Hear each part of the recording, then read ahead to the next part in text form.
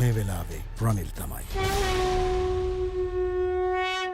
According to the Ministry of Finance, following the financial crisis, Sri Lanka's external debt stood at $37 billion by the end of 2023. The country intervened with a temporary moratorium on the service of Sri Lanka's official bilateral debt and external commercial debt. Out of the total debt, international sovereign bonds account for $12.5 billion in face value. The holders of ISBs organized themselves into two groups to negotiate the restructuring. The larger group, controlling approximately 50% of the aggregate outstanding amount, comprised some of the largest international holders of ISBs, forming the ad hoc group.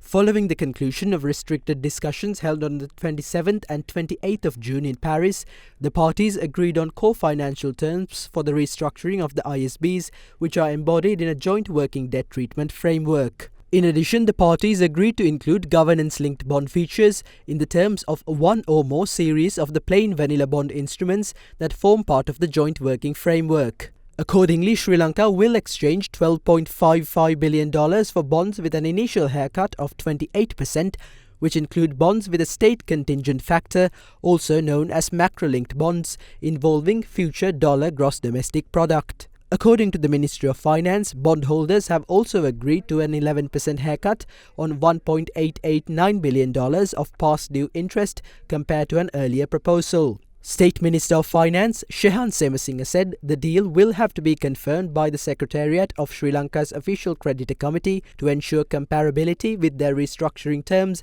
and IMF staff on compliance with the debt sustainability analysis. We are pleased to announce that we have concluded our discussions with the ISP holders, the ad hoc groups, but there are further two steps to be completed. First, the agreements what we have reached will be assessed by the Official Creditor Committee to see comparability of treatment among creditors. Secondly, the IMF also will assess to which extent, how far the agreements reach the debt sustainability analysis. So once the Official Creditor Committee makes their assessment on the comparability of treatment, and the IMF also makes their assessment on how best we have reached debt sustainability analysis, we should be able to continue our discussions and reach agreement in principle. So we have managed to create confidence in the economy, and the economy will continue to grow. The benefits of the growth of the economy will trickle down to the general masses in Sri Lanka, but of course it will take some more time. We look forward for the assessment and comments of the OCC with regards to comparability of treatment and the IMF on the debt sustainability analysis, and once we receive comments from both the OCC and the IMF, we should be able to continue and reach agreement in principle. I think that will enhance